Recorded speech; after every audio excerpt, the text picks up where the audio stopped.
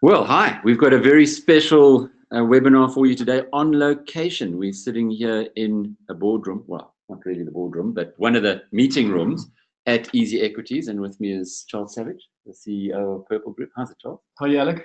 Hey, man. We are very well. Nice to have you home. It is. It's great to be home. And the weather you could have helped a little bit, I'm afraid. But I don't think Cape Town's complaining. Is it raining in Cape Town? It is. Yeah, they're getting some rain. They have the last few days, so good news. That is fantastic news. Stu is in the room with us as well. Stuart Lohman, who is our managing editor. Stu. Thanks, Alec. Always good to be here. The monthly update. We've had a up and down one. Just quickly before we get into it, those, if you can please raise your hands if you can hear us, if it's coming through clearly, and if you can see the first page of Alec's presentation. Excellent. So we've got good connection there. We do like to keep it very conversational. So if you see the little questions bar in the toolbar on the right-hand side there, if you can just slot your questions in there as we go through the presentation, I'll sort of pass them on to Alec and Charles as they come in, and we'll keep it quite conversational. So that's it from my side, Alec. I think we're good to go. Yeah, I think the other thing is we also would love to know what the right time is. We've been running the other webinars at 12:30, and we now, according to the experts in the United States, 10:30 is this time. But obviously everybody's made an effort to be here at 10:30, but we need to know if you would be happier to do it at 12:30. So please just drop us, in the course of the conversation today, just drop us some ideas, please, on the time that you would find better. Is this a good time for you? Or would 12:30 be a better time, i.e. over lunchtime? So I think we've also done an evening one before, Alec. I don't know how that Yeah, that one with Magda. Actually, it was quite well attended, but far better read afterwards, of course, is what happens with these things. Anyway, just to let you know that it has been a very interesting month, to say the least. We will be updating you in a moment on exactly how the portfolios have gone. But before we go there, Charles, I get so many emails from people saying, how do I get a slice of this portfolio? Well, we have two portfolios. We have the SA Champions and the US Exponential portfolio. How do you invest in these things? How does it work? So before we go into the portfolio performance in the past month, and by the way, it says the 13th of March there, so I've made a little mistake. It's actually not the 13th of March. Today's the 13th of April. Friday the 13th.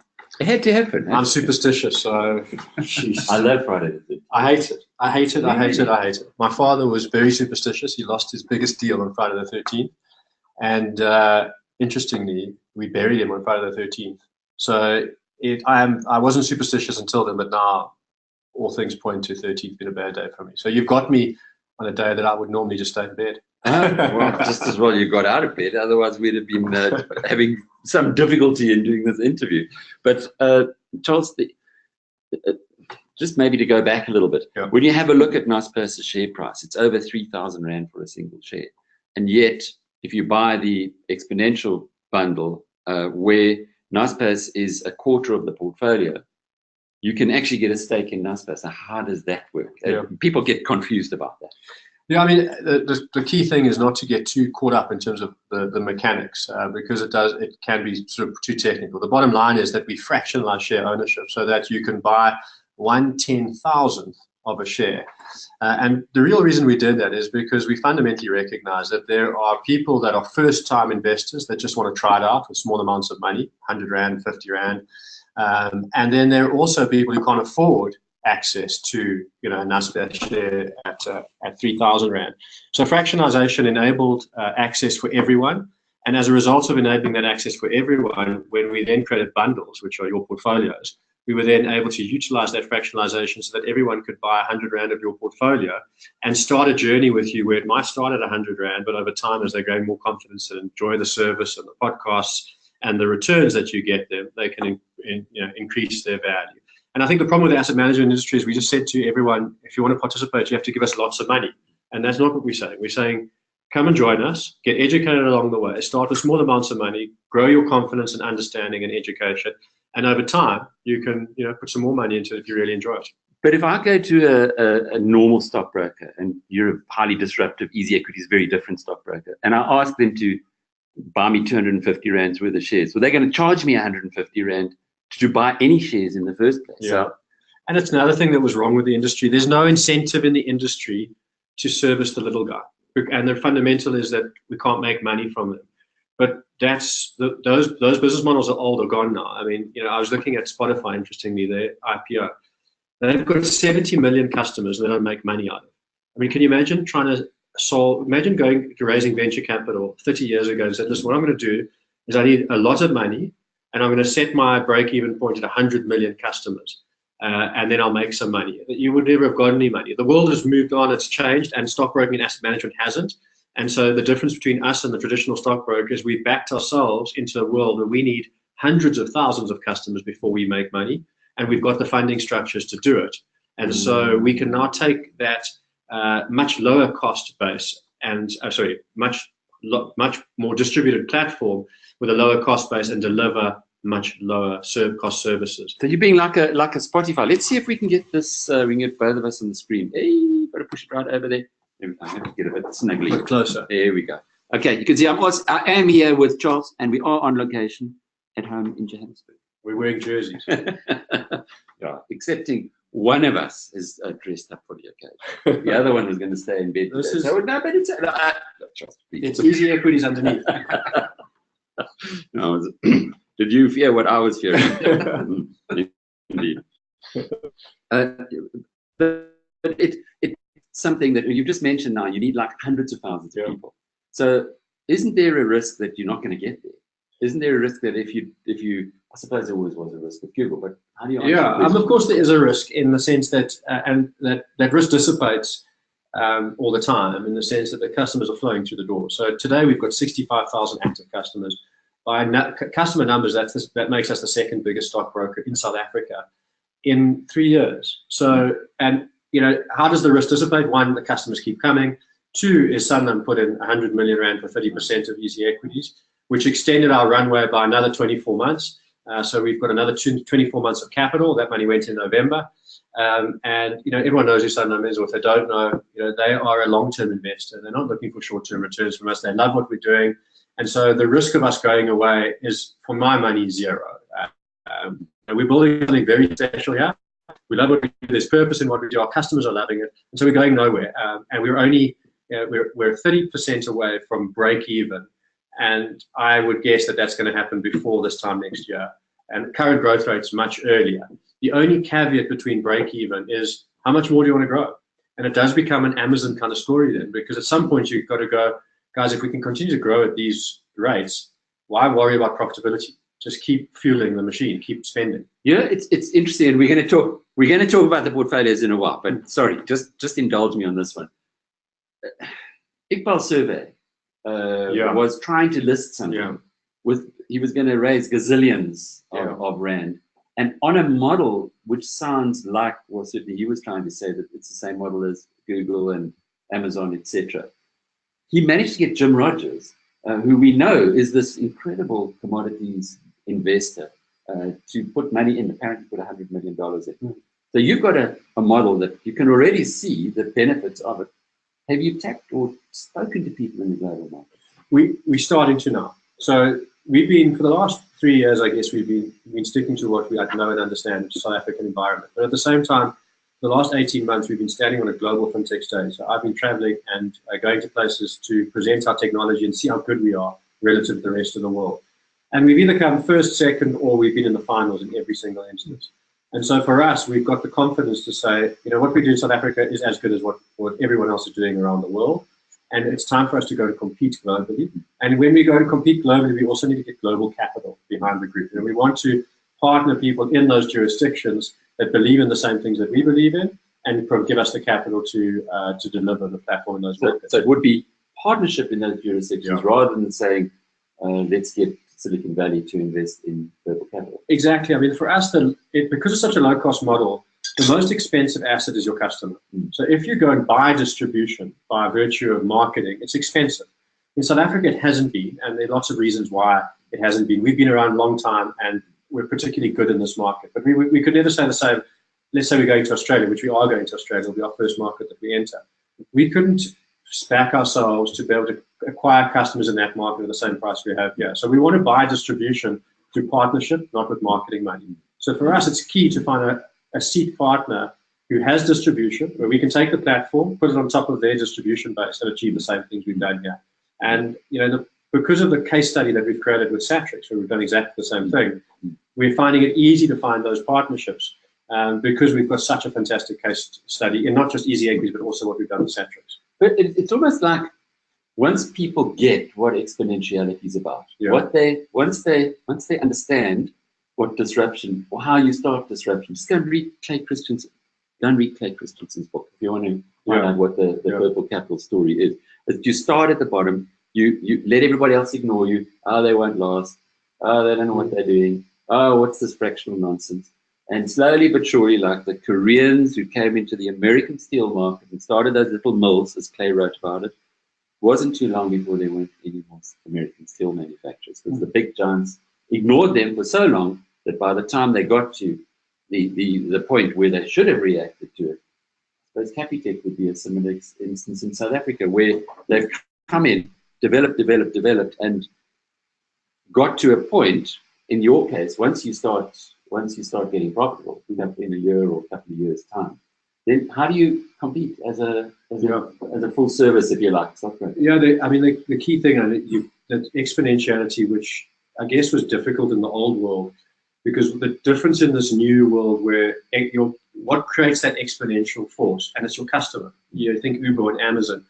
44% of our customers come from customers. So our biggest marketing force are happy customers. So you have to spend all of your time and energy on ensuring your customers are happy. That's the first principle of being exponential. And that becomes a snowball rolling downhill, because the more customers you've got, the more referrals you get, the more customers you get. And so for us, that we stayed true to that. And staying true to that means you don't focus on some of the old metrics like profitability. And that's why you see these exponential companies that are unprofitable. When they unlock the value for the shareholders, like Amazon now has, then suddenly they become incredibly profitable. Everyone goes like, how did that happen? Well, it happened because they created inertia in their customer base that was greater than any of the marketing forces created this huge and empowering customer base who just creates more customers. And then how do you catch up with Amazon? I can't say that they'll be here forever, because we would have said that of Kodak 20 years ago. No, Amazon's not Kodak. No, I know. I agree. But who's going to Amazon? It's Alibaba now. Who's going to displace Apple? And at some, maybe when we're long gone, there'll be a new force, and maybe that is blockchain. And maybe the next disruptive technology is blockchain. And there's a way that that we're all ignoring that creates that exponential force. But for now, the companies that are focused on their customers and ensuring that the customer experience is at the center of that organization, not the profitability of the shareholders, are the ones that are creating real value. And that's what we do every day. It doesn't reflect in our share price, but it didn't reflect in Amazon's share price back in 2000 either. Or Google's, or Twitter's, or Facebook's, or any of them. Well, in fact, not even 2000, because if you just take when we started with that Standard Bank portfolio, that's our global portfolio, that is only 4 years ago. We bought Amazon at $300 a share, and they're $1,400. I bought Amazon as a result of your portfolio. So I bought it in September. It's up 42%. No. Yeah. For a company that size, someone gave me the maths, but I don't remember it. But it's the amount of value it's added in the last 6 months in terms of market cap is like, it's billions and billions and billions of dollars. So it's still growing at this rate, and it's now 15 years old and still growing at 42% every 6 months. And you know why, when you understand the business model, or you live as I do in London, and I've got this recorder. What a cool recorder this is. I bought it from Amazon. I didn't bother to go anywhere else. All I did was go online, have a look at what are the best recorders for podcasts. It's a Zoom. Anyone wants to start a podcast. Zoom H4n Pro. Find out what the prices are in retail price. Have Amazon got? Yes, sure. At a significant discount. Next day, it's too easy. To my home. You know what I mean? It is so disruptive. But getting back to your story, if I'm now a guy who's got no idea, and man, there are lots of these people. Most of us. We all got no idea, but people who don't really even know what a share is. Yes. So they'll email, they say, I want to be an investor, I understand that's the way to build capital. Where do I start? Cool. I mean, the first thing is go and register, go onto easyequities.co.za and register. And the reason I say go and register is because Once you're inside the ecosystem, we can start to understand who you are, what you understand, what you don't understand, and start to address those education points. So we've got, we like you do, we do podcasts, we do YouTube videos, we do blogs, we've got free research. And so there's so many access points to grow your knowledge. But if you stand away and don't register, we never get to know who you are. So the first point is go get registered. And by virtue of registering, you're going to get into an ecosystem that doesn't encourage you to make your first investment, but encourages you to engage and educate yourself. And the best form of education is to go and make your first investment, because we've got demos, so you can play money with your portfolio, with our money. But the problem is it doesn't feel the same doing it with Monopoly money. So 50 Rand is affordable to pretty much almost anyone. So start there and buy 50 Rand worth of stocks, or buy 50 Rand of your portfolio. You can buy 5 Rand, and you're now in the market. Yep. And with real money, with even if it's 5 or 10 or 50 Rand, you're going to feel and you're going to want to understand why it's going up or down. And then you're going to listen to more of your podcasts. You're going to read more of the research that we deliver. You're going to go and browse websites. And the beautiful thing today is that the average retail investor has got access, every retail investor has got access to more information than the best managers had 5 years ago. The internet has democratized access. So there are no excuses for you not to do this. And in my view, the most powerful person managing your money is you. You're the most incentivized to make it work. Asset managers, the traditional asset managers, are not looking after people with 50 Rand worth of money. And so get engaged, buy your bundle, buy a few other bundles, buy some stuff for yourself, see who does better, ask questions, get engaged, get involved, read, educate. And the good news is it's a long journey. You don't have to fix all this stuff today. Investing is a 3, 5, 10, and if you're a youngster, like none of us in the room, excuse me, if you're 20 years old, then your journey is 40, 50 years. Yeah. And Buffett, I know he's your favorite, but he's my favorite for a whole lot of reasons. And I love it. There was a question that was asked by a journalist once. They said, "What's the biggest investment mistake you've ever made?" And I can just imagine the journalist trying to trip him up and say it was, "I bought Coke," or "I bought something that went to naught." And his response was, "I didn't start young enough." And he was 11, man. In a world where there were no fax machines or internet, he had to walk into a stockbroker and buy shares. Well, his dad was a stockbroker, so that kind of helped that he could have walked in. But you're right, he was a marker, he was a chalker. Yeah. So we would see the old days. I don't even know if you. But at the stock exchange floor, they used to chalk. They used to write up the prices, and they'd scream and shout at each other. So David Shapiro, can you imagine what a bad stockbroker he must be? He's a little guy. So these big chaps would probably move him out the way and get the deals away from him. So they're quite sneaky. Yeah. So Buffett reckons that's his biggest investment mistake. He started at 11. You should have started at 9. And my kids are 19, 17, and 8. My 19-year-old has been investing since he was 12. My boy, there's my 17-year-old daughter invests only because I force her to. So she doesn't, and I haven't found the engagement point for her yet, but I'm hoping to find it. But my 8-year-old daughter, interestingly, runs around the house filling a piggy bank with money. It's an easy equities piggy bank. And then she brings it in here. She doesn't trust me to bring it in. So she brings it in and she gives it to Carly. And she says to Carly, "You investor." She's Carly, 8. not Dad. No, not Dad. But can you imagine? I won't be here when she's 80. But I've got no doubt that she will be the next Warren Buffett. I've got no doubt. She's learning money management at the age of 8. And for me, that's the power of what we're all trying to do. And unfortunately, we're all a little bit old to see it all out. But fundamentally, that's what we're trying to do here. But how do we know that this is going to be a long-term game? How do we know that we are going to be making long-term returns? And of course, Murphy's Law, it now tells me that my card is just filled up. So while you carry on talking, I'm going to stop the card. Yeah, I mean, your question, we don't know anything. The best, what we know is what history's told us. And, the only thing that all of the wealthy folks have in common is their own share. And so the research is that the best way to get wealth is to own shares. Now, which shares to own, you're going to get some wrong and you're going to get some right. But fundamentally, if you get your diversification right and you own enough shares, you will be right more often than you're wrong. And funny enough, those principles are not difficult. Like all of the science says you need to own more than 10 and less than 20. It's not more difficult than that. And then, own them in equal proportion and make sure you've got them in different sectors. So don't just buy all tech stocks or all mining stocks. And fundamentally, if you just do that, buy 20 shares and spread them across sectors, and don't be distributed all into South Africa, all into the US, get some China and some India and South Africa and some America and some tech and some mining.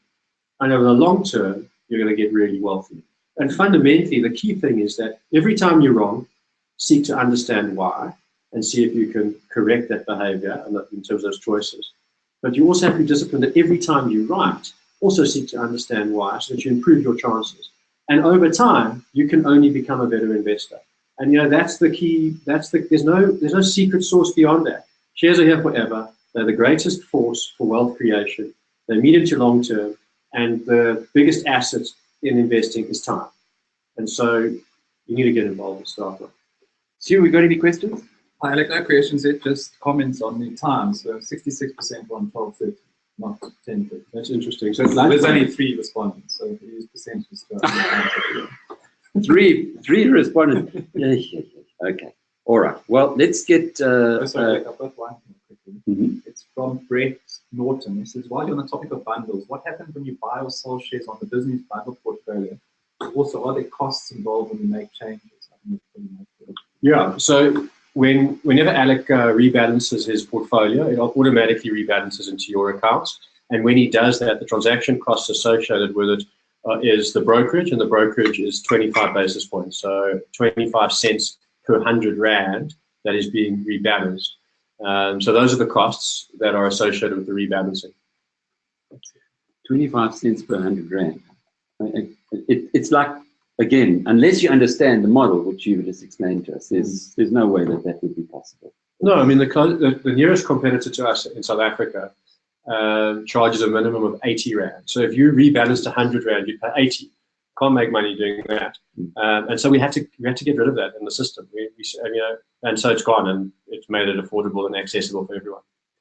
Charles, come through this with me. Go through this portfolio or this presentation with me, because I'd be very interested to hear what you think about the various bits and pieces. And guys, we're going to just to give an overall view. The SA Champions Business SA Champions bundle is got a mandate of JSE listed companies. There it is, driven by South Africa's best entrepreneurs. I'm looking at 2 stocks, and I'd love to get your view on them. Unless it's purple, I've got no view. Well, okay, I'm looking at 3 stocks. But starting off with Italtal, Revazotis. The more I look at this company, the more I like it. Now, I haven't done valuations. I haven't done my numbers properly on it yet, but I like the story of that company. It was most unfortunate that his son died in an air crash, Revazotti, but he's taken a very strong interest again in, a bit like Sol Kerzner when Butch Kerzner died, came back to the party, because that was really what he was living for. Do you know this stuff? Do you know? Yeah, I do. I mean, he's a serial entrepreneur, and he knows that business inside and out, and there's no one better to drive it forward. It is, for my money, I think it's heavily undervalued, and it's something that's going to deliver long term. I don't think it's a short term play.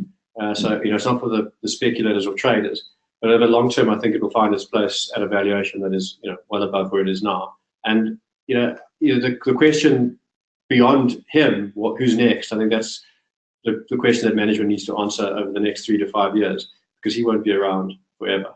Warren Buffett's 86. Charlie Munger is like 90s. But some people want to sit on the beach. Some of us want to. I don't think he wants to. No, maybe not. Yeah. But neither does Buffett. Buffett, he goes to work every day. 7 days a week, he walks to work. No, he drives. I love it. He drives into work, gets there at the same time every day, reads his newspapers, spends his day in the office, or time in the office anyway. I guess that the modern world, and I keep thinking about it in the wrong kind of context, because my parents and grandparents all retired at some point, but the modern world, there is no reason to retire anymore, really. Because you can access your business from anywhere, and I've got no desire to retire. I think I'd go crazy. So you're right. He's going to be there for a long time, and so you don't need to worry about that aspect. It's good that he's back, and I think that he'll come. He's got enough chips in the game to make this thing work. I like people that are heavily invested in their own businesses. Got a track record of doing it before. We're not asking him to do anything he hasn't done before. So. And the other interesting point about the Champions portfolio is the mandate changed. Initially, it was only companies that were globalized. So we were only looking at entrepreneurial businesses that went into the international arena. Now we're saying we're looking at all entrepreneurial businesses, and the reason for the change in the mandate was the 18th of December, where Cyril Ramaphosa, by the narrowest of margins, changed the course of, or the ANC, by voting him in, changed the course of history. But that's an important thing for the Champions mandate, and that's why I'm looking at that, the first one. The second one I'm looking at is Famous Brands. Okay. Now, I've been spending a couple of days with these guys going around the country, and I'm seriously impressed. I'm impressed with the engagement they have with their franchisees. All right, it's only the Wimpy franchise, but there are 500 there. Impressed by the commitment. They've sent the former South African head of ops to go and fix up the nonsense in the UK. Mm-hmm. That's been the big problem. They borrowed and bought a big franchise in the UK. Yeah. And you almost get the feeling that the worst is over for this company. They're going to get that right. And here, the processes. Franchising is all about processes, the right processes, which shows you that Tiger Brands is a stock you don't want to own. But this one, Famous Brands, is one that I'm very interested in, and I'd love to get your view. At one stage, Famous Brands had the highest compounded annual growth rate over a 10-year period of all shares on the JSE. And that wasn't long ago. I think it was about 2 or 3 years ago. And so they were beating everyone. That's beating Naspers, Capitec. You know, we all think about those stocks. But it was under a different leader.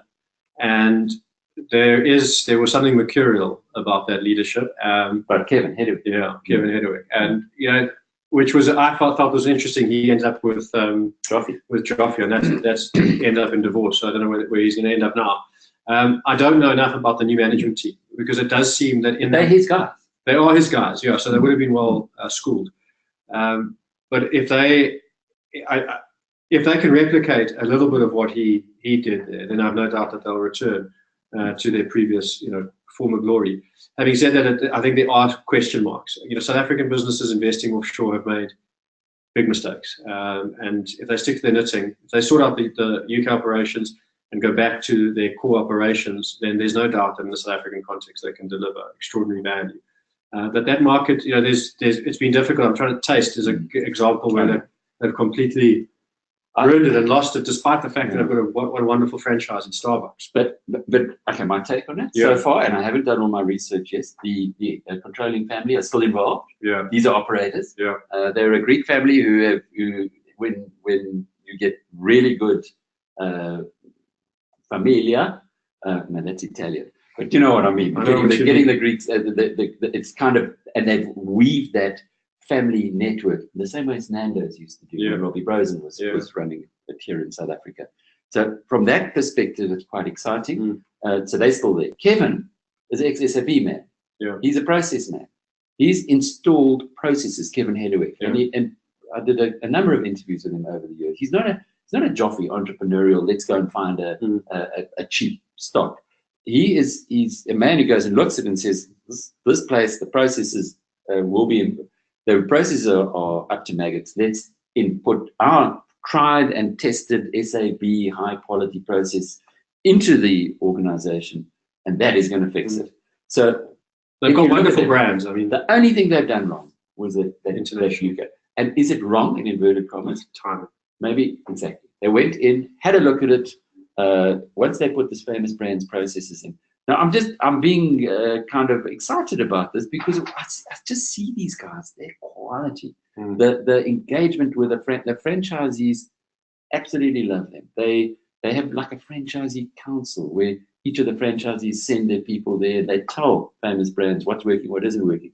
But Taste is a different ballgame. Taste were guys who came up with ideas of, well, let's get the Starbucks franchise in South Africa. Same with Burger King. It's, I mean, I like Hassan Adams, but what he knows about franchising, these guys have forgotten years and years and years ago. Yeah. Anyway, that's my story. So, and then the third one, Purple Capital. So let's Purple Group. Sorry. I don't think we'll ever leave the legacy of Purple Capital behind us. Just fools like me who've got long memories. But the Purple Group, when do you think, given the business model and given the exponentiality is not something that South Africans have kind of got onto yet, that some of them have with Naspers, when do you think, how long is it still going to take for people to understand your story? Because now we can invest in this portfolio in Purple Group. Yeah, you can. We couldn't in the past because you weren't offshore. Yeah, I don't know the answer to that. I mean, I just think that when you look at our share price, it's trading at like 30 cents. A year ago, it was trading at 60 cents, so it's halved in value. In that period, we've doubled the number of assets and clients on Easy Equities. We've brought in Sanlam to put in 100 million of capital. They believe the story, otherwise, why would they put the money in? What price did they pay? So they got to put 100 million in and got 30%. So post-money valuation of Easy at 330 million, which interestingly is more than the entire valuation of the group at the current share price. So no, just say that slowly. So they've invested 100 million into Easy or into Purple Group into Easy. So they only own 30% of Easy. Okay. And they put in 100 million for 30%. So post-money valuation is 330 million of Easy. We own 70%. What's your market cap now? At 27 cents, it's 250 million. Thanks. Okay. So I'm sold. Yeah. So when will the value come? And it would seem that South Africans will only value it when the income statement is profitable. That seems to be the kind of investment theme. Yeah. I think if we were listed in the US or the UK, I think we'd be trading at 2-3 times where we are now, because they buy long-term stories. Got it. And it's also a little bit like the Capitec story, I guess. If you look back at Capitec for years, I remember a colleague of mine, Julius Cobbett, who was a Capitec client. He said, "You guys are fools. You should be putting all your money into Capitec. It's a fantastic operation. Great bank. They've got a disruptive model. They are going to change banking." Yeah. And we looked at him and said, "Oh, Capitec, that's for micro lending, not for us." Well, I wish I'd listened to Julius. I'm a Capitec client now as well. Yeah. And they really are. It's a and fantastic your bank. listeners, our results, interestingly, our board meetings next week, so our half-year results will come out. The trading statement will come out on Tuesday, and then the half-year results will be published probably on the Monday. And then people can see for themselves the underlying numbers and draw their own conclusions from those numbers. If you don't understand exponentiality, you're never going to buy it. And the same thing with Naspers. So let's go into the portfolio, the Champions portfolio, and there it is. And in fact, you can see that it's had a pretty rough month rather. Discovery is being our best performer. Interesting to see how well First Rand has done for us as well. And then Naspers is the reason why the portfolio has come back so much, slightly in the green. And the other major stocks in the portfolio, you can see Wilson Bailey, which we moved into recently. That hasn't had a particularly good run, but that's very, very early days for those stocks in the portfolio. And then the second one, but you can see the market itself was tracking about 11-12% up. It's now down at 6.5%. Now, you said earlier that you should be looking at somewhere between 10 and 20 stocks. What we have here is far less than that. We have You've got the Ashburton mid-cap, which obviously extends your... the mid-cap really like that. Mid-caps have underperformed over the last 3 years enormously. So I think mid-caps are going to have their day, and I think that's going to be a result of the sort of political and economic environment that we're sort of sailing into now. So that's a nice one to have in the portfolio. I've got a question though, long for life. You're backing the entrepreneur, I guess. Joffrey. It's 100% bet on Joffrey, because Joffrey's got 100 million rand in that business. That's small change for him though. Is it enough to keep him interested every day? He's interested. No, he's interested. I mean, I think it's, I've got friends who ask me the same question around this. They've bought it and they've backed it. I don't understand what he's trying to do there. I don't know where it's going, and it's moving quite slowly. He probably doesn't understand where you go. He definitely doesn't. Yeah. So maybe we should meet. Yeah, maybe we should meet and have. I think where Joffrey and Hedderwick fell out. Yeah. As Hedderwick's the process guy, and Joffrey's the full-on entrepreneur. Yeah. He is the best illustration of an entrepreneur you will find in South Africa. He built a business that globally they talk about. He's the Singleton, the Henry Singleton. Google him, read about him. Teledyne, the most successful company ever. The man Warren Buffett has put his Berkshire Hathaway or modeled on is Henry Singleton on Teledyne. He's the Singleton without even knowing Singleton existed, without even knowing Buffett existed. Joffrey didn't sit there and say, oh, there's this guy in Omaha called Warren Buffett. I think I'm going to create a conglomerate, an industrial conglomerate, because he's doing it. Joffy just did it because it was the right thing. And I think he is so much smarter, and he is so much better prepared now to make the right investments. I understand why he and Kevin couldn't hit it off, because Kevin isn't made of the cut of the same cloth. But Joffy is exceptional. You walk in London, and there are two things that will always hit you: the number of Bidvest trucks that you see driving around the city, and the number of Nando's outlets. Yeah. Now, Nando's we can't buy into, but we certainly can buy into the man who made Bidvest what it is. I mean, Bidvest is an extraordinary organization, and on the one hand they make toothpicks, on the other they sell premium vehicles, and no one would have connected those two things in any kind of organization. So, but he does seem to be the only person who can put those pieces in the same puzzle. And I guess that's his magic, is that he knows exactly what he's doing and the rest of us don't. And so you're backing the individual. I think I need to spend time with Brian. And remember, he's got his pals to put in a billion rand. So Joffy went to his pals, or his pals probably went to Joffy and said, have another go, Brian. Leave this bit, it's too big for you now. Go and have some fun. And he's 15, 20 years younger than Warren Buffett. Got a lot of runway in an economy that I'm excited about. Hence the Ashburton Midcap, and the potentials for a good business person in this economy are enormous. I'm with you. That's my long for life. But the one other thing that with long for life is that his pals came in at $5 a share. He came in at 4 rand. 4 rand, the premium. His money's worth more than his money. So there we go. And we bought in here at 5.67 rand. So we paid a tiny premium over the guys who came in at the initial stages. And the only reason for that was it took us a little long to get it in the portfolio. We wanted it at I think it was 4.80 rand, and then the price went away from it. But whatever, it's a long-term bet. Just quickly on SA stocks, a question from Tom. He says, is it worth buying SA stocks? Is it not better to use the funds and buy overseas stocks only and keep the money in foreign currency?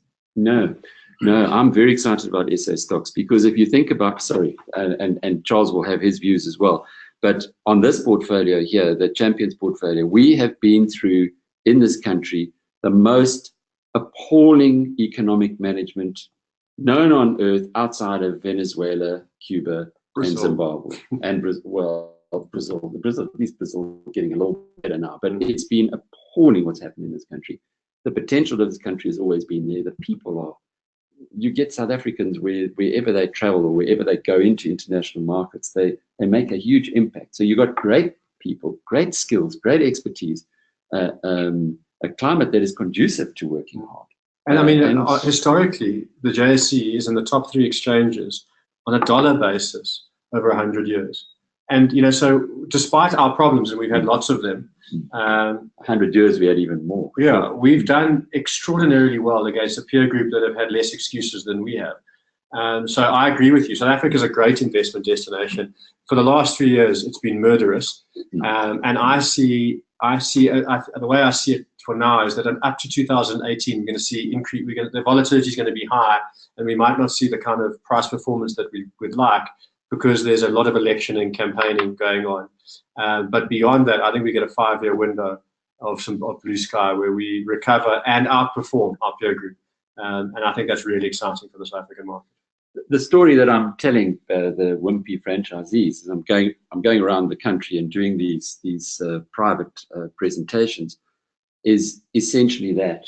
It's more from an economic perspective, in that we bottomed out. Had the votes, those 90 people voted the other way on the 18th of December, well, I'm afraid I would have to not only agree with what you were saying, but we would have re-emphasized. We wouldn't have changed the mandate of this portfolio to say South African entrepreneurs rather than South African entrepreneurs operating globally. And the essence of this has now been confirmed. It's been confirmed in numerous ways. Moody's, people didn't quite get this, but on the 24th of March, Moody's, after 3 months earlier, well, a little more than 3 months, in November last year, Moody's said, we are keeping you at the last notch of investment grade. Remember, already the other two, Fitch and S&P, had taken us below 2 notches below investment grade. Moody's said, we're putting you there, but we're putting you on notice that in 3 months' time, we're coming back. We have a negative watch for you. We're going to downgrade you, essentially. What happened? It came back 3 months later, because in between we had Nasrec and the election, and it said, not only are we not going to downgrade you to junk, we are actually going to change from negative to stable. That is seismic. Yeah. And if you consider Credit Suisse, the numbers they did was that if all three ratings agencies had pushed South Africa into junk, in other words, if Moody's had followed Fitch and S&P, they would have had to sell, investors around the world would have had to sell up to $16 billion of South African bonds. Yeah. Now, when you absorb that for a minute, that outflow of money from the country, essentially, because that's debt that has to be replaced somewhere, would have pushed up interest rates, and you and I would have been paying 2 to 3% more on our mortgages today. Yep. Interest rates would have gone up. That crunches the economy. These are extraordinary things. The rand's 20% appreciation since Ramaphosa was voted in has made everyone in South Africa, in global terms, 20% richer. These are big, big things that kind of the penny hasn't dropped yet. So to answer that question, the penny will drop. Just one other stat is that we broke the record for foreign investment in the JSE. I think it was in February. The biggest capital inflows into foreign inflows into the JSE ever, and they've only been recording it since '96, but it's a decent period. So Yeah. confidence from international investors always seems higher than South African investors, because we've got a bit of Stockholm syndrome. We don't sometimes, the foreign investors look at us and go, hey man, this is going to be a good period. So they're very confident in the next few years. We need to get more confident. And what is the top emerging market for 2018 by Goldman Sachs? South Africa. Extraordinary to think of that. Yeah. We weren't even on the radar. No, we weren't 12 months ago. But there was also, in Bloomberg, the currency guys yesterday published a story on how the rand used to be the most volatile currency globally and emerging. But now the lira, the ruble, and the peso have overtaken it now in terms of volatility. So that stability seems to be coming through on all. Yeah. And we need stability to have economic growth. And Cyril is betting on economic growth. He has to. All round, whatever. If Ramaphosa is to succeed, as the rest of the world, not South Africa quite yet, but the rest of the world believes, then we have to have economic growth in South Africa. So, and if you have economic growth, what happens to your stocks? Clearly, they would improve. So that's the Champions portfolio. I will talk a little bit more about Naspers, because that was the big one. And then we have the exponential portfolio mandate, which is of US listed companies. Now that was quite a coup for you guys to bring that in. We haven't spoken specifically how it works, but if you've got you want to have a share in this portfolio, how do you go about getting it? So exactly the same way that you do with a South African portfolio, in the sense that you go and register and you open an account and you deposit money. The biggest barrier for South Africans listening was always, and remains, how do I get money offshore? And the banking system enables it, but it's expensive. So we weren't going to solve that problem, because it isn't. We're not a bank. But fundamentally, our customers have come back to us and said, please solve this problem. Please, can you make it easier for us to move money? Because otherwise we can't buy shares. It's too expensive. I mean, to give you an example, to move 1,000 Rand offshore, or any amount offshore, costs you 250 Rand minimum. So it's a bit like, feels like stockbroking did before easy. So we've done a deal with a large multinational bank, non-South African bank. We've got approval from the Reserve Bank. That multinational bank is giving us a 2-day fix rate, so you can see the rate. It's fixed for 2 days, and it's going to cost you $5 to move your money offshore. It's going to go live as soon as the testing is complete, and because it's a massive multinational bank, the testing is going to take a few weeks to get ready, but hopefully very soon, next couple of weeks, we'll go live with it. And then it's easy to buy stocks, but it'll also be easy to move your money, your rands, into dollars and invest in my favorite companies in the world. And I say that not because I think they're better investment opportunities, but I've learned more from understanding those business models. I just love them. Alibaba is my current favorite. Amazon has been my favorite for too long. And Facebook is fascinating to me. Uber, we can't invest in it yet, but coming soon, talk of an IPO. And there's lots of others in that market space, which I just think those exponential investment opportunities, there are very few of them on that JSE. That's not to say we can't produce them. We have Capitec, Naspers, Purple in the future. But in the US, there are lots of those opportunities. So I think the US is the best investment destination in the world. What I get from it is not just an investment return, but I seek to understand what's going on in those businesses. And one of the things the US do really well is the transparency and access to their financials. And it's quarterly. So every 3 months, you're getting an update on how they're doing and why they're doing it. And they are they're verbose in terms of and so you can learn so much by just being invested in these companies. And you can invest in Berkshire Hathaway. I mean, before you could never. And now you can buy Warren Buffett's shares. Well, it's a pity that this is an exponential portfolio, because of course I would love to have Buffett shares again, but we said, well, let's try and find those. We've got a bit of ballast. Well, let's have a look at the portfolio. We have a bit of ballast with the S&P 500, Vanguard S&P 500, which incidentally charges 4 basis points. And so it's 4 hundredths of 1% as a fee. So that's beautiful. Somebody said the other day that they reckon that the ETFs are going to go to negative. You'll get paid to put your money in an ETF. And just so people understand that, how can that be the case? So it's not a case that South Africa is expensive anymore. It's not. South African ETFs are really good value and cheap. And you can buy Satrix in Aussie at 10 basis points. Very hard to make money at 10 basis points. But for Satrix. But for us, it's much easier. For us, it's much easier. Sorry, yes. But in the US, the dynamics are different. I think there are 13 exchanges in the US. And because it's such a competitive environment, all of the exchanges are actually paying you for your flows. So as opposed to the customer paying for brokerage, the exchange is saying, well, if you bring your flow here, we'll pay you. And so I saw a bet on Twitter. So someone said they reckon the first ETF that will pay customers to bring their money is going to happen. Now, it'll be small amounts. It might be 1 or 2 basis points, but that's where the world is going in these US. And those ETFs have got to be the best investment choices in the world. I mean, what Buffett's bet, just love it. It's this one. Yeah, but just explain how ETFs, because we still in South Africa have this view of unit trusts. Yeah. And unit trusts still charge 5% to mismanage your money in certain respects. Yeah. But how do ETFs charge so little, and how will they in fact pay you in future? What's their business model? Yeah, so I mean, there are 2 now flavors. Well, actually, in the US, there are 3 flavors of ETFs, and the market's very dynamic. So the first flavor is those are the index trackers, which essentially is just obviously buying the constituents of the index. So in your case, the S&P 500, they buy it in the same weightings that the index is constituted. So there's no intelligence in that process. It's a machine. Keep us in track with those constituents. And so because there's no intelligence and humans involved, it's cheap to run and it's scalable. The more people you add doesn't increase the cost, it actually lowers the cost per unit of ownership. And so that's the first reason that they're cheap. The second reason is because literally these are machines that run the investment processes, not humans again. And the technical processes are extremely good.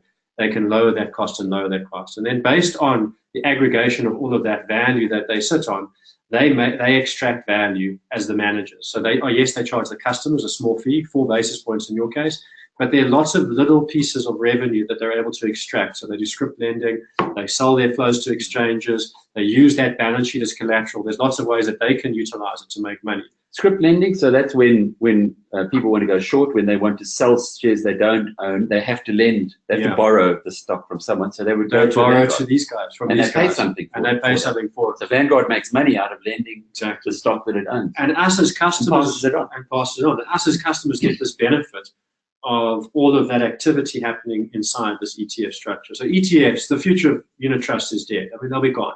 We'll talk about them, like we talk about Kodak pretty soon. And that's the sort of vanilla stuff. That's where ETF started.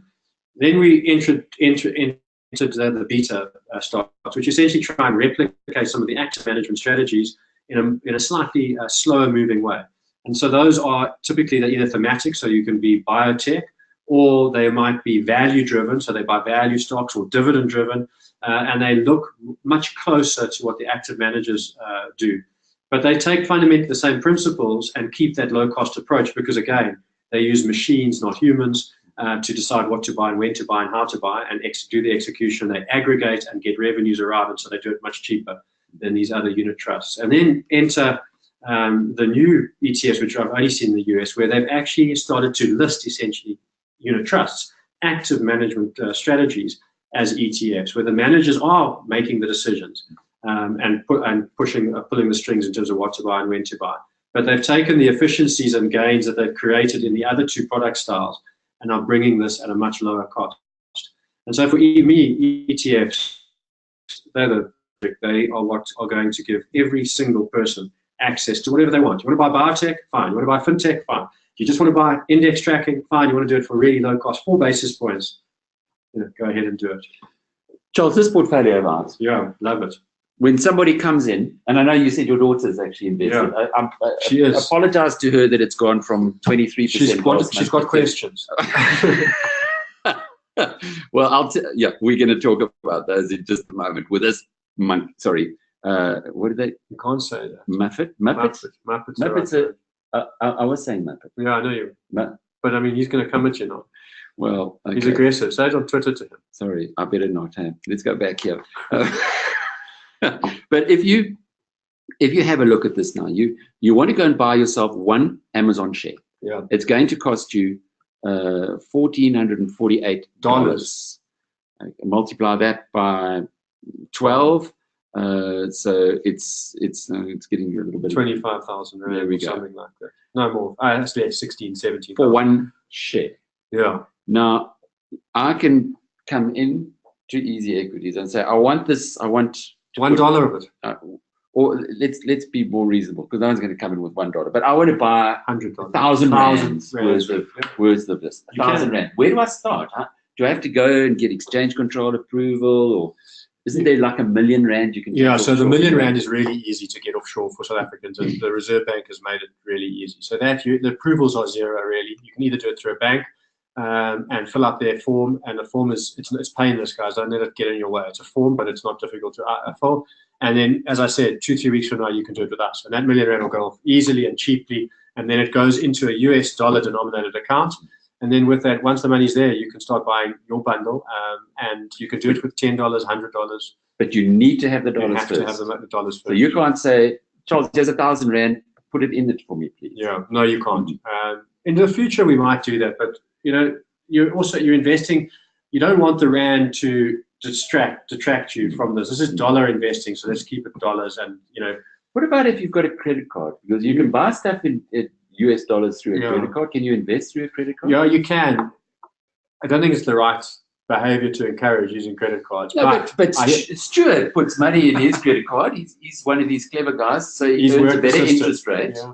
So if he had that, say he puts 1,000 rand in his credit card, and then can he invest through Easy Equities using his credit card? It's an interesting question. South Africans are not allowed to, it's in the rules, use a credit card to fund an investment account. It's illegal. Okay, you can't do it. You can't do it. Internationals can. It's a legacy of exchange control. It makes no sense, because it's, what would you rather I did? Use my credit card to buy goods and services, or use my credit card to invest? So they need to change the rules.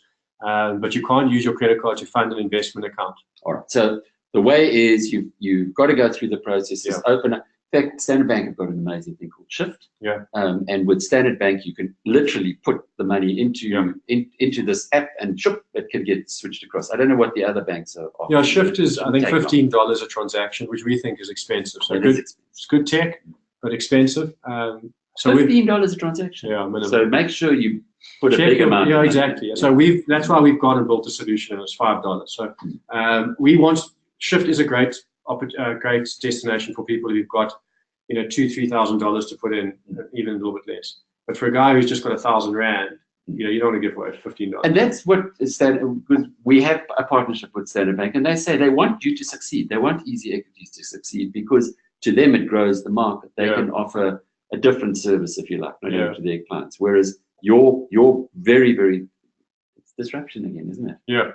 Big bank, you're looking at a certain area of the market, and you letting other people play further down the scale. Yeah, I think that they would encourage it. I mean, this market's small. We all know each other well, and they're good guys at Standard Bank. I think their sort of bet is that we'll do the junior school, we'll graduate them, and then they'll run the universities. And my response is, good luck getting, running the universities, because we're going to build the universities. Right now, we've built preschool, and we're building a high school, and we'll build the universities. But you're giving away your strategy. Yeah, that's fine. You know why the share price is not performing the way it should be, Charles. But of course, everybody knows all of this. There's your Alibaba. Love it's it. in there. Favorite stock. Down 9%. Should we worry? Buy some more, man. I just think that does anyone understand this business? South Africans do. If you walk into businesses like mine, you'll see, and it seems to be the ladies that do it. But they spend their lives buying goods on Alibaba. And Alibaba for me is one of the best businesses that you can find. They have extracted all the value you can from being a retailer. So they're not like Amazon extracts its value from selling goods and services and starting to extract other value as well. But what Alibaba said is that we're going to extract value by creating wholesale destination and selling retail, and we're going to do it for every single product there is in the world. At the same time, we're going to make sure that the cash management platform that distributes that value, allows you to buy and sell the goods, we're going to own that. Biggest money market fund in the world. And it's only been around for 5 years. So they are now the most powerful money manager in the world. And now they're entering the banking space, which is Alipay, which is an offshoot, which is also about to list. It hasn't listed yet. I think it's in this year. And they've gone into India. So they're investing heavily in India, and India's taking cash out of the system so that Alipay is going to work really well there, in my view. They're in South Africa, interestingly. So their market entry is always, they come in and they say, we want to enable Chinese visitors to be able to buy goods and services in South Africa. They're just cloaking their strategy. That's like a soft touch. And I promise you now, a year from now, we're going to look up and Alipay is going to be owning the payments and owning it. So one of my favorite companies. And I just buy more of them. I think they're misunderstood. And I also think the actual Chinese growth story is misunderstood as well. Everyone feels like the tide's going to go out like it has previously. I think we've got beyond that. Chinese market is now maturing, and we're not going to see the tides going out like we have in the past. And these companies have got real, tangible business, and they keep delivering results that are beyond our expectations. I mean, Tencent, everyone says the tide's going to go out. Well, every time, the tide doesn't go out. And so I just think that these are great investment opportunities. Like the Capitec as a South African example, when they were growing at 50%, people thought, oh, this can't be real. They must be fiddling the books or something. They weren't, and they continued for a long time. And we have a similar situation now with Tencent and obviously with Alibaba. The big disappointment for us here is Facebook. I'm completely off Facebook now, and we'll explain that in just a moment. But of course, the big win is Amazon, and it is the best company in the world. And I would not be, despite what Donald Trump is trying to do to the company and tweet about it, and primarily because Jeff Bezos of Amazon owns the Washington Post, which is his biggest critic, and they're only his critic because they're telling the truth about what's going on in that administration, and they're in Washington. But the reality is Amazon has really treated us well. The portfolio is up 14% relative to the market, which you can get very easy on the Vanguard. It's 4%. So very happy with that return today. In dollars. In US dollars. Great return. Why are you going off Facebook? What's your view? Let's talk about that. Because I was having this discussion with my son last night. Who's also invested in Facebook. And he's like, you old guys just don't get it, man. That's what he said to me. He's like, Zuckerberg's done nothing wrong. These are the rules of the internet. He doesn't understand what's happening. No, I don't think he does. But the difference is that he's the supporter base. He's the customer base. You and I aren't.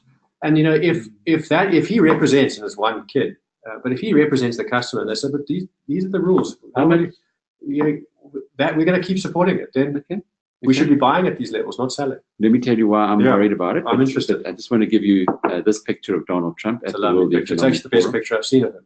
Magnificent. Yeah. And I was actually standing just above watching this. This was taken by Greg Cheadle, who's Beadle, who's I know Greg. Was he really? Yeah. Greg, interesting aside, is from Cape Town and a photographer. He has flown to the World Economic Forum. It's not like they've got enough photographers in Europe to go and take pictures, because he takes pictures. Yeah, he's insane. He's amazing. He does a lot of sport photography, and his photography is just insane. Wow. Yeah. There's the US market, and this is something from the Wall Street Journal. Now, we were talking about a little bit earlier. We are going to be bringing onto Biz News in the free section a simple data page, something you can go to, see what are the big movers of the day, etc., and it'll give you all the graphs, all the basic stuff. But to move to the next level, our premium section allows you, where you get 100% access to the Wall Street Journal, and this data and the graphs on the Wall Street Journal are exceptional. And the news. The news. The news is the best certainly the best market news in the world. But when you start looking at the data, it's also incredible. And it covers all South African stocks as well. So you've got all of this behind. You have to pay £5 a month because we obviously have to pay for this as well to the journal. But they are a partner of ours. But just to give you an idea here, that at the top line, the blue line there, is what's happened to the market since Donald Trump. You can go into November. You see there was the uptick, very small uptick there. This is the S&P 500 index since Donald Trump was elected. It was steady and upwards. Why? Because investors believed that Trump was surrounded by decent people, the checks and balances in the US system, and that actually things were going to go in the right direction. Although he was a little bit of a wild card, to put it mildly, manageable. Then we had the surge at when the tax bill went through, when they cut taxes, which is unbelievably beneficial for US companies. And then suddenly we have this dip and continued turbulence. And this is from mid-January. So what's been going on? Donald Trump, in the initial stages, was surrounded by Jeff Cohn, Rex Tillerson, adults, people who understand how the world works. He himself, if you read Fire and Fury, the Michael Wolff book, and Wolff spent 6 months sitting around just watching what was going on. You got to believe this Donald Trump is a man not well suited to be the leader of the free world. He now has fired just about everybody around him, replaced them with yes men or sycophants, and is starting to do really crazy things. And there's the consequence of it on the S&P 500 index. The market is very nervous. Trump, if you read his book, he tells you, the way I negotiate is I push beyond the limits, and then knowing that I'll get a better solution than had I started off in a sensible manner. And he is pushing beyond the limits in pretty much everything that he is doing on a global sense. Most of all, the problems that he's having. He might have been successful with North Korea, incidentally, by threatening to nuke them. Doubt that he would ever have done that, because then the North Koreans would have nuked the South Koreans, and that would have been the end of the US's ally in that area. But by threatening it, he's got North Korea to talk to China, to come to the table to do some kind of a deal, which North Korea wanted to do anyway. Put that aside. Now he's starting with this whole trade war or trade tariff issues.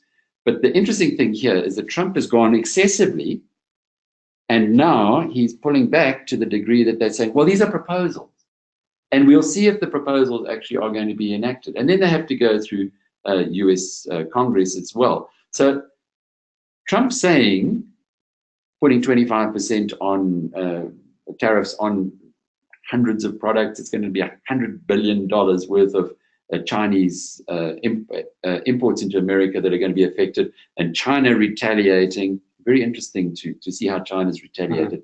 Very sensibly, very surgically. Two of the things that, a lovely piece in The Economist, they said people have kind of missed this. Paul Ryan, who's now resigned, he isn't standing for re-election, but the leader of the House, I think it is. He comes from Wisconsin. Wisconsin is the biggest exporter of cranberries. What does China put on the list to get smashed? Cranberries. And then there's a guy called McConnell, who's the leader in the Senate, and he comes from Kentucky. And what's Kentucky's biggest global export? Bourbon. And what have the Chinese put onto their list? Bourbon. So it's suddenly, smart, and they have targeted the Trump heartlands to say, well, this comes from areas that voted for Trump, so let's put tariffs onto them. And that is suddenly Trump and his, even it's got through his alternate reality of the world, and he's starting to realize it. So it's you can see the backpedaling, and if you read the Wall Street Journal, it's clear as daylight. The story there, though, is that the volatility is going to continue in the US market. As you can see, starting off in November, since Trump came in, it was really one-way traffic. Then you had that surge, and then the volatility since then. But I think this market, you look down the bottom, okay, the second one is the money flow index. Although the market in America has fallen, people aren't selling. It's not huge volumes that are of sales. You can see the money flow index is actually declining. And then the bottom indicator is volumes. and the volumes are tiny. Look at that last number. It's minuscule. So although the market has been falling in America, it isn't forced selling. It's almost like, well, let's sit back and see what this Muppet's going to say next. And once he does start retracting, we'll realize that he really isn't, he can't follow through on his promises. And a consequence of that, I think the market's getting ready for another rebound. So I'm not worried at all. I also think, I mean, we were living in a bit of a false reality. Volatility levels are at multi-decade lows. The risk-return relationship in the market has always been, you're going to make money, but you've got to be in for the ride. And it's been too easy, to be honest. So this volatility might be new for the first-time investor, but it shouldn't be unsettling. And it brings opportunity. So, get ready. I think there is more volatility ahead. But I agree with you. The global economy is getting back to business. And we've got more. It's not about the US and just China. For me, India is huge growth opportunity and starting to replicate the kind of growth we saw from China 10, 15 years ago. So there are more levers to pull on. Emerging markets not doing badly either. So I think there are more levers, and I think that we're in a better place. I would like to see a market pullback that is far greater than this right now. Because I think if we get and I'm thinking from an African perspective, if we get a 15, 20% global market pullback, I don't think South Africa will go that far because we've been underperforming. But I think the reason why South Africans aren't committing heavily is because they're nervous that we will follow a US pullback. So if we get a nice pullback in the US, 15%, more, I would prefer like close to 20%. Then I think a lot of money comes off the sidelines, both locally and internationally. We can get back to business. Just starting with the South African move was Naspers, and that actually talks to something that you mentioned now, which has not been fully appreciated, is that Naspers isn't a one-trick pony. No. They are Flipkart in India, your Alibaba from India, which now Walmart and Amazon are in a bidding war for to acquire it. Naspers' investment there was about $600 million. If Walmart pays what they supposedly are going to pay, they'll get back $3.5 billion. So and they've been doing deals like that all over the place. Of course, it's dwarfed by Tencent, and there you can see traders are very angry at what happened there. Now, just to put this into context, Naspers bought half of Tencent in 2000, I think it was the year 2001 or the year 2000, and they got 50% for $30 million. That 50% was diluted when Tencent was listed. Because they brought in new capital, and that diluted down to 34%. That 34% has been diluted through share options and stuff like that to about 33%. And Naspers then said, of the 33% of our $30 million investment, we are going to sell two percentage points of it, and we're going to take $10 billion off the table. Now, hang on, you're putting $30 million and you're taking off $10 billion for a fraction. So. And the reason they're doing that is because they have debt covenances, or debt levels. They don't want to go out. They're making more bets, and that bet like Flipkart, bet like Delivery Hero, they're classifieds, which are the biggest in the world. People kind of don't get this yet. So they need to fund these early stage businesses to make another Tencent, if you like, and they have decided to take that $10 billion and to invest it there. Now, the investors are very angry about that, not that they're selling a small share, but that they aren't using the $10 billion to buy back Naspers shares. And Naspers is saying, but that's not our strategy. We're a growth company. We aren't actually in the game. If there's a discount between what our share price is trading at and what our value of our Tencent holding is, well, that's a discount that we're going to have to prove to you over time should not be there. In fact, we want to narrow that, but narrow that in a sensible manner, and don't narrow that by doing share buybacks. And that's where the argument comes in. So they're being punished. You can see the share price is being punished as a result of the decision to take the $10 billion and to invest it in its operations. I spoke to the Naspers people about this, and the feedback was their return on investment in the areas that they're putting the $10 billion is greater than their return on investment if they were to buy back their own shares.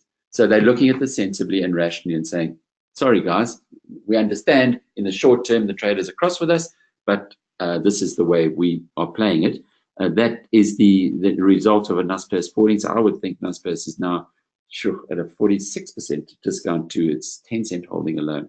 is a very good investment opportunity. If you look at the red line there, which is one of many indicators that you can pick up from the Wall Street Journal's data section, that shows you that it's starting to move around a little bit. This is the money flow. The money flew out and then in. But it has been interesting as well. Apart from that initial sale, as you can see on the volume down the bottom, the volumes have been slowing down as well. So the selling pressure on Naspers looks pretty much to have been out of the system. And when people then take another look at it, they might come to the conclusion that I have, that it is still good value. Yeah, I like Naspers. I mean, I think they can do better at explaining to everyone what they do. They're very defensive when people ask questions. I don't think that's an old way of doing business. I think they need to embrace those questions and answer them better. And I do think there are some misunderstood assets within the group, and that's a communication problem. But there are also some assets that fit in comfortably inside that group now. I mean, I think there is a case to break up and take out some parts of it. Multi-choice is one that I just sit there and go, it is the big cash cow. It produces lots of cash, but does it fit within a business? And if somebody looked at it more closely, could you get more value out of it? And I think if some of the parts is greater than the value here. So the management are being penalized for not managing the sum of the parts effectively. And if they prove the investors wrong, then it'll close that gap and go back and trade at par. I wouldn't bet against the team at Naspers closing that gap. And they're definitely not a one-trick pony. 3 years ago, I was in New York talking to fund managers about our story and what we're doing, and they, all of them, without question, said, "I don't know why you come here to seek our guidance. The best tech investor in the world is in your backyard." And I was like, "What are you talking about?" And they were like, "Chris Becker." The rest of the world views him. I mean, he made that investment in 10 cents is better than any investment. I don't know if there is one that rivals it. No, there isn't. It was described as the greatest private equity deal in history. There we go. So, you've got to give him credit. And why would, say your same comment around Joffrey, you back the individual and to go and find those investments again. So, I would do, this is my son's favorite stock, interestingly, and this is my favorite South African stock. And at these levels, I'm a buyer. I do think they can do more. I think the way they communicate could be much better. And I really think South African companies across the board are really poor at this. When you compare them to an Amazon and a Google and any of those big US companies, they are super communicative and they're super transparent and engaging. And then you compare it to the way the management at Naspers are engaging with the media and their shareholders, and kicking them out the room. That's not the way. That's not the modern way. So I would just say that management need to embrace their shareholders, educate them, give them they were looking to understand what's going on, and kick them out the room. And we now close off because we have overextended our time. Isn't that a nice picture, Mark Zuckerberg? I am so disappointed in the politicians in America. I heard a few clips on the first day, and they kind of gave him a little bit of a hard time, but they were putty in his hands, and he was a robot. Yeah. He stood there. He'd clearly been well trained by the best communicators that money can buy, and like a robot, he just switched on and away he went. But when you go behind the scenes, when you go and listen to a guy like David Kirkpatrick, who's from Techonomy, who wrote a book on Facebook called The Facebook Effect, and you listen to the Bloomberg podcast with Tom Keene, and what these real old salts who actually know what's going on in this market, they kind of shake their heads and say, how did he get away with it? Why is it that the politicians didn't give him a rough ride? And then you have a look at Facebook and say, well, they spent $11 million last year on lobbying. Lobbying is when you curry favors with politicians in Washington. So it's an interesting story. Anyway, let's not go into that much detail. Why I think they've got a problem is Cambridge Analytica is bigger than even they knew. It started off, Cambridge Analytica was a business that was started by a lobbyist. It was called Cambridge Analytica because Steve Bannon, who is Trump's intelligence. Steve Bannon they were trying to impress him, and they wanted him to buy their services effectively. And they called it Cambridge because he's impressed by the fact that it was in Cambridge. And what they did was they took their whole team to Cambridge from London, where they would hire an office for the day when Bannon arrived. So when Bannon got there, went to Cambridge to see all these so-called geeks, who in fact were people who were working in London, just to see what the subterfuge was going on there. Yeah. And what they did was they put together quizzes so that if you were on Facebook and you filled in a quiz, you gave the app developer the right to suck information from you, your personal messages, your all the status that you put onto your sign, plus to everybody who friended you on Facebook. Now I have, I don't know, 5,000, I think I'm on that 5,000 limit on my personal account on Facebook. Thankfully I haven't filled in any quizzes. But if I'd filled in a quiz to say, which house of Harry Potter would you have been in, or which Arab Spring dictator would you have been, or which football player are you most like, I give them permission. It's not right. And it started with 60 million. It's now they say it was 87 million. And what Cambridge Analytica did with Steve Bannon was they then targeted people in the swing states in America in the election and pumped them with fake news so that they believed things like the Pope says vote for Donald Trump. And as a consequence, they stole an election. Now, all of this, that's the reality.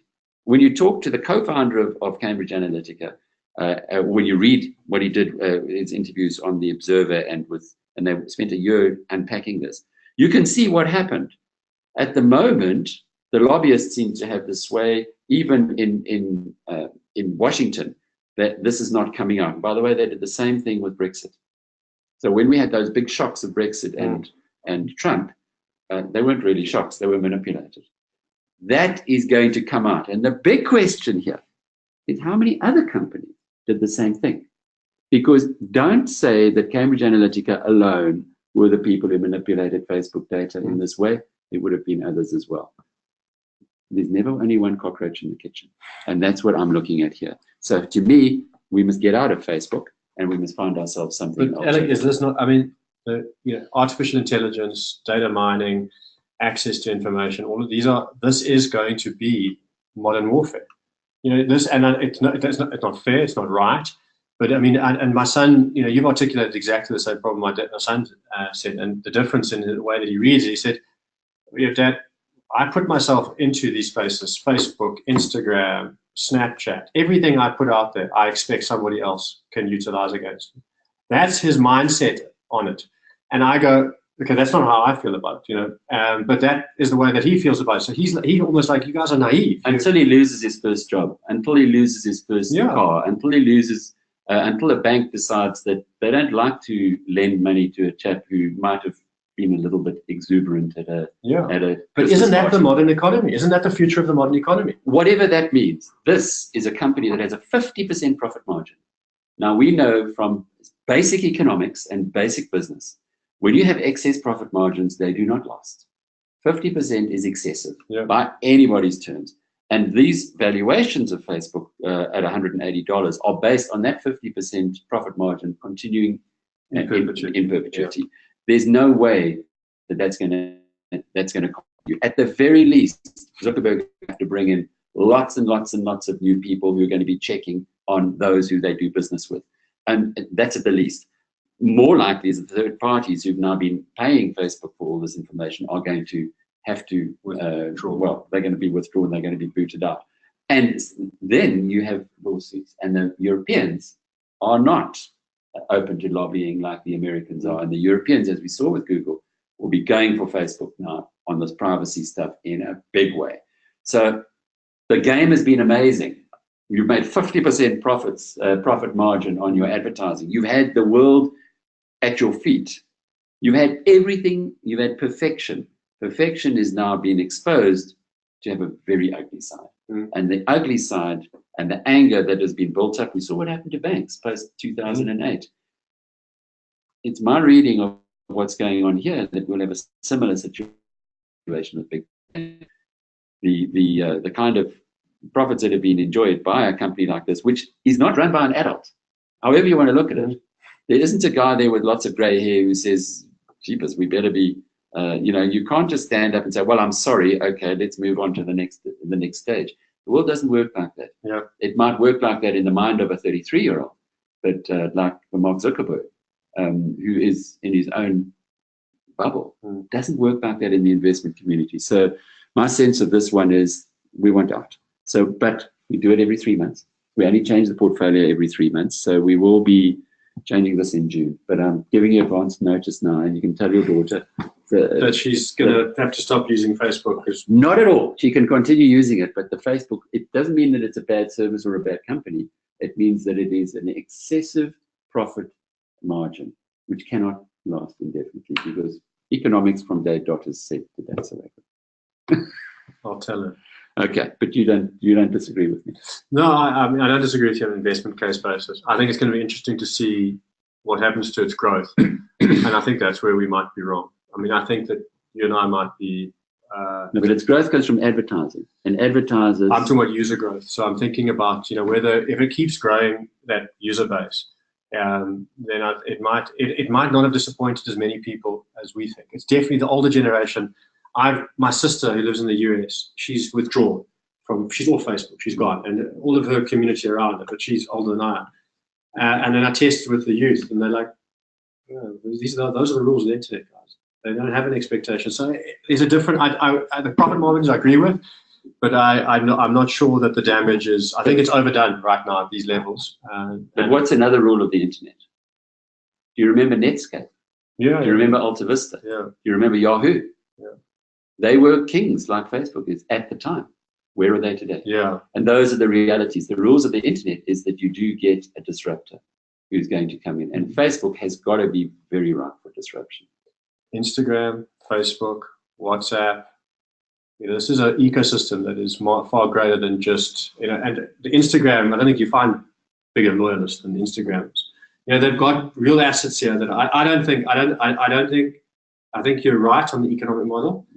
He's going to pay for it, but I think Facebook survives and continues to grow, and I think that the sum of the parts, there's some really cool assets in there that you and I could do without, but anyone under the age of 35 is not abandoning quickly. He hasn't done enough yet. Wrong. If it turns out to be a hornet's nest, and he really does lose the trust of his community, and I'm talking about 35 and younger, then you run for the hills. But I think the jury's out on that. I mean, and fundamentally, the US, I saw some of the questioning. It was crazy. The one question that was laughable was, if you don't charge your customers, how do you make money? It was pathetic. I mean, you just go he goes, we advertise. So it's like, okay, guys, this is ridiculous. I could have done a better job. It was pathetic. So the interrogation was weak. Let's see what happens. I think economically, you're right. Good time, stand out. And, you can always bite it back if things change. It has disappointed its community, but what percentage of the community and how does that affect its model and who goes after it? Got to be I was saying to my son, he's president of Facebook. That's the biggest country in the world. And how many of his citizens really care that he's broken their trust? How many of his citizens care that he's president? Yeah, and maybe he becomes a fall guy and everyone's okay. But Uber, Kalnick became the fall guy. He's gone. Did it stop us? No one's stopped buying Uber. Got to tell you one last little thing on Uber. With the famous brands guys, they're moving into the online marketing. Yeah. And Uber already delivers 7 times as many orders as Mr. Delivery. It's big, and I don't think people have kind of clicked onto what Uber Eats. Business, Uber Eats and that's just one of the spin-offs. So, yeah. Yep, great business. Can't wait for it to get listed, can we? And then just to finish off with, that's the exponential portfolio. As you can see, Amazon continues to perform. The portfolio doing pretty nicely for us. And there's the Champions portfolio that we're going to be looking at some more interesting additions to in the next little while. We've taken a lot more time than usual, but I hope that you found this valuable, Stuart. Can I just one more question for you, Charles, from Brett? He just wants to know, I'm not sure if this is what happens on this side. He says, I'm not able to put a bid on the Easy Equities platform. I have to buy at spot price. Yeah, so you buy and sell at the best bid or offer on the respective exchanges that you're trading. So you're always getting the best bid or the best offer at that point in time. But if we put the plumbing in to be able to put your own prices, again, that becomes a cost.